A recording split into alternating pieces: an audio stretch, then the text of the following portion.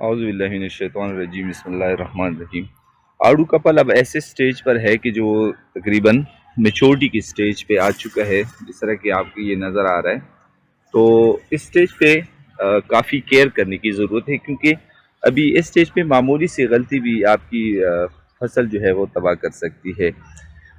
तो इस स्टेज पे करना क्या है कि जिस तरह की पीच की बीमारियों का आपको पता है कि ज़्यादातर जो गमोसिस का मसला है या जो फ्लूइड निकलता है उसके ब्रांचेस वगैरह से, एक तो ये सबसे बड़ा मसला है।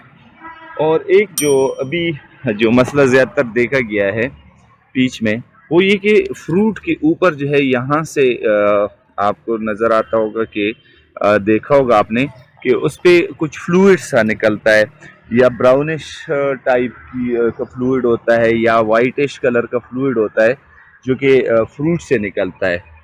मैं देखता हूँ अगर मैं किसी फ्रूट पे आपको दिखा सकूँ जिसमें ये मसला हो, तो ये देखिए, ये अब जिस तरह की ये आपको नज़र आ रहा है, ठीक है, ये अब ये फ्लूइड है, ठीक है।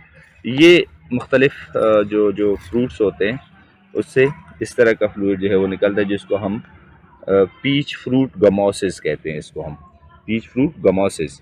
तो एक गमोसिस तो ये होता है कि जो ब्रांच से निकलता है। ये आप देखते हैं कि ये मसले होते हैं कि ब्रांच से वो फ्लूइड निकलता है, जिसको हम गमोसिस या गम कहते हैं। इस तरह की ये निकले हुए हैं। और एक जो है वो पीच फ्रूट गमोसिस है कि जो फ्रूट से निकलता है, जिससे क्या होता है कि मंडी में अगर आप फ्रूट लेके जाते हैं मार्केट में, तो उसकी वैल्यू जो है वो कम हो जाती है, क्योंकि ये इस तरह के इसमें सुराख से बन जाते हैं और उससे ये गमोसिस या फ्लूइड सा जो है वो निकलता है। तो इसकी बेसिकली वजह क्या है? इसकी वजह ये है कि दो किस्म के इंसेक्ट्स हैं जो कि ये कास करते हैं। एक जो है वो स्टिंक बग है, स्टिंक बग, और दूसरा जो है वो टर्निश्ड बग है।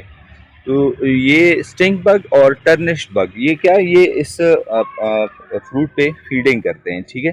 उसके बाद ये एरिया जो है ये बिल्कुल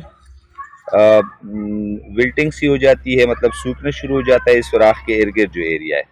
और उसके अलावा ये इस तरह का फ्लूइड निकलना शुरू हो जाता है। तो इसको कंट्रोल करने का तरीका क्या है कि अगर आपने देखा होगा कि पौधे के नीचे इस तरह की जड़ी बूटियां आपको नज़र आती होंगी, तो ये जो स्टिंग बग और टर्निश्ड बग जो है ये इनमें ज़्यादातर पलते हैं, इनमें इन पे खुराक वगैरह करते हैं जब प्लांट में लीव्स वगैरह नहीं होते।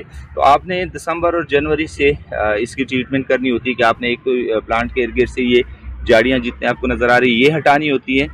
और उसके अलावा अगर तो फ्रूटिंग के टाइम पे मसला ज़्यादा हो, तो फिर जो है आप किसी भी अच्छी कंपनी का इंसेक्टिसाइड स्प्रे करें, ताकि वो बग चूँकि ज़ाहिर है ऊपर प्लांट पे भी फीडिंग करते हैं, प्लांट भी मौजूद होते हैं, तो आसानी से वो किसी भी कॉन्टेक्ट पॉइजन किसी भी इंसेक्टिसाइड के साथ वो कंट्रोल हो सकते हैं। अदरवाइज़ इसकी वजह से आपके फ्रूट के जायके पे या फ्रूट की क्वालिटी पे कोई असर नहीं पड़ता, लेकिन ये कि सिर्फ वो मार्केट वैल्यू जो है वो इसकी ख़राब हो जाती है।